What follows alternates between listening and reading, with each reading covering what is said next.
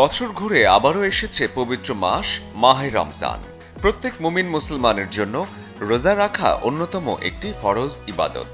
আর এই পবিত্র মাসের প্রতিটি দিন, ক্ষণ, মুহূর্ত মুসলমানদের জন্য অত্যন্ত গুরুত্বপূর্ণ।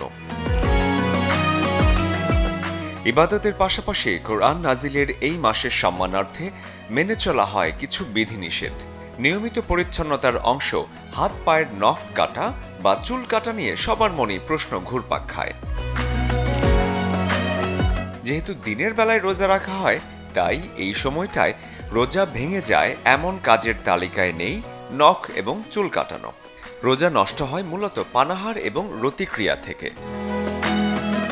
রোজা ভঙ্গের সঙ্গে চুল, নখ কাটা বা অবাঞ্ছিত পশম পরিষ্কার করার কোনো সম্পর্ক নেই।